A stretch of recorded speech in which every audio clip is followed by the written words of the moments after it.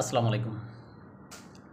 আজকে আপনাদের সাথে আলোচনা করব মঞ্চ ৭১ যে মুক্তিযোদ্ধাদেরকে নিয়ে যেই একটা সংঘ গঠিত হয়েছে, এই সংগঠনের যে অনুষ্ঠানে তাদেরকে লাঞ্ছিত করা হয়েছে, এই বিষয়টা নিয়ে আমরা আলোচনা করতে চেষ্টা করব। আপনারা জানেন, আওয়ামী লীগ সরকার পতনের পর অর্থাৎ ২০২৪ সালের ৫ই আগস্ট আওয়ামী লীগ সরকার পতনের পর থেকে বাংলাদেশের মুক্তিযোদ্ধারা একদম অবহেলিত, নিগৃহীত, নির্যাতিত। যা এই যে মুক্তিযোদ্ধারা তারা নীরবে নিবৃত্তে কাঁদছে, তাদেরকে যেখানে সেখানে অপমান, হেনস্থা, এমনকি তাদের সাথে মারাত্মক ধরনের খারাপ আচরণ করা হচ্ছে, যেটা আমরা সামাজিক যোগাযোগ মাধ্যমের কল্যাণের কারণে বিভিন্ন জায়গায় বিভিন্ন ফুটেজ আমরা দেখতে পাচ্ছি। তারই অংশ হিসেবে সর্বশেষ আমরা যে ঘটনাটা দেখলাম, যে ঢাকা রিপোর্টার্স ইনস্টিটিউটে মঞ্চ ৭১ নামের যে সংগঠনটি মুক্তিযোদ্ধারা গঠিত করছেন, যার নেতৃত্বে ছিলেন আমাদের যে সংবিধান প্রণেতা অর্থাৎ গণপ্রজাতন্ত্রী বাংলাদেশের সংবিধানের প্রণেতা যিনি ডক্টর কামাল হোসেন, তিনি, এবং এর সাথে ছিলেন রণাঙ্গনের মুক্তিযোদ্ধা জেডাই খান পান্না। এদের আমন্ত্রণে সাড়া দিয়ে সারা বাংলাদেশ থেকে বিভিন্ন মুক্তিযোদ্ধারা আগত হয়েছেন। তাদের ভিতরে অন্যতম ছিলেন টাঙ্গাইল থেকে আগত ছিলেন লতিফ সিদ্দিকী সাহেব, যিনি আওয়ামী লীগ সরকারের আমলে মন্ত্রী ছিলেন। যদিও বিভিন্ন কারণে আওয়ামী লীগ সরকারের সাথে তার মনমালিন্যতার কারণে তাকে তখন বহিষ্কার করা হয়েছে, এটা আপনারা সবাই জানেন। আওয়ামী লীগ সরকারের সাথে তার কোনো সংযোগ ছিল বলে আমার মনে হয় না, কেননা তাকে যেভাবে তাকে বহিষ্কার করা হয়েছে এটাতে তিনি অসন্তুষ্ট ছিলেন। যদিও আমাদের দেশের যারা ধর্মতান্ত্রিক রাজনীতিতে বিশ্বাসী, তারা এখানে খুশি ছিলেন তার মন্তব্যটা যেটা ছিল, এই কারণে আর কি। এখন যাক, আমরা সেদিকে যাচ্ছি না, পুরাতন আলোচনা আমরা সেদিকে বাদ দিয়ে তাকে একজন মুক্তিযোদ্ধা হিসেবে ধরে আমরা আমাদের আলোচনা চালিয়ে যাচ্ছি।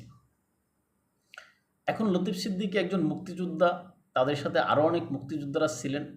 সেখানে ঢাকা রিপোর্টার্স ইনস্টিটিউটে যে কোনো কেউ তাদের আলোচনা বা তাদের সভা সমাবেশ করতে পারে। এখন হয়তো তারই অংশ হিসেবে এই যে মঞ্চ ৭১ তারাও কিন্তু এই সভা সমাবেশ করতে গিয়েছিলেন। এখন সেখানে জুলাই যোদ্ধা হিসেবে পরিচয় দিয়ে বা জুলাই আন্দোলনের সক্রিয় কর্মী হিসেবে পরিচয় দিয়ে তারা সেখানে গিয়ে যে মব সৃষ্টি করছেন, সেখানে আগত মুক্তিযোদ্ধাদের সাথে যে বেয়াদবি করেছেন, যে মারাত্মক রকমের অন্যায় বা তাদেরকে যেভাবে হেনস্থা করেছেন, এটা আসলে খুবই নিন্দনীয় একটা ঘটনা।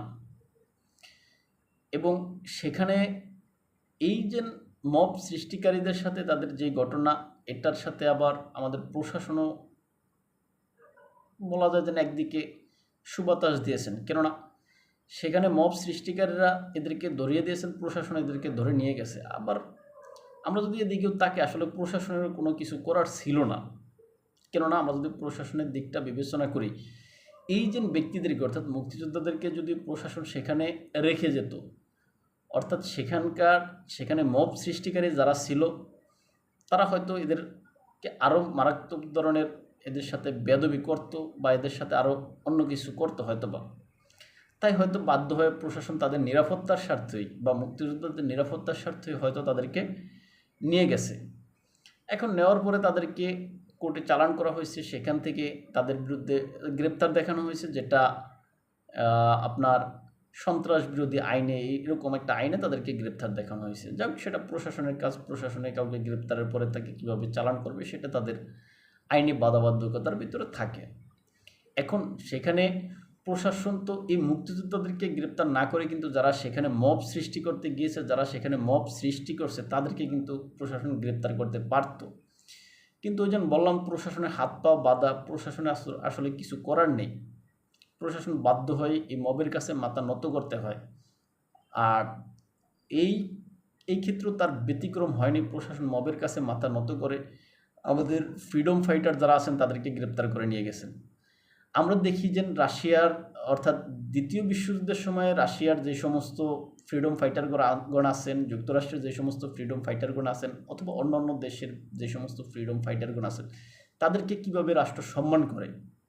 আমাদের দেশে কি হয়, তার উল্টো। রাষ্ট্রের মানে বলা যায় যেন প্রত্যক্ষ মদতে এই যে আমাদের ফ্রিডম ফাইটারদের সাথে যে আচরণ করা হয় আমাদের দেশে, এটা আসলে খুবই নিন্দনীয় একটা ঘটনা।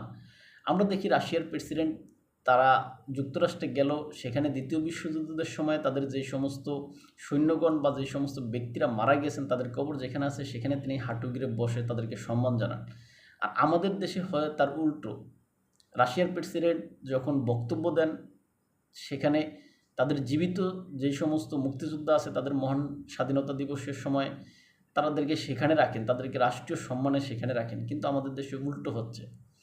আমাদের দেশে বর্তমানে দেখলে বলা যায় যে আসলে যারা মুক্তিযুদ্ধ করেছে তারা বড়ই ধরনের অন্যায় করেছে।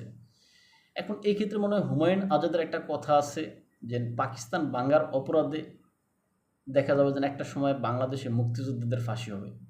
এখন হুমায়ুন আজাদের এই কথাটা আমার থেকে মনে হয় খুবই সন্নিকটে আইসা পড়ছে, কেননা বর্তমানে আমরা যেটা দেখতেছি, আমরা যা দেখি, এটা আসলে ওই হুমায়ুন আজাদের যেই ভবিষ্যৎবাণী বা তার যেই উক্তি, ওই উক্তির কাছাকাছি আমরা এসে পড়ছি বলে মনে হয়।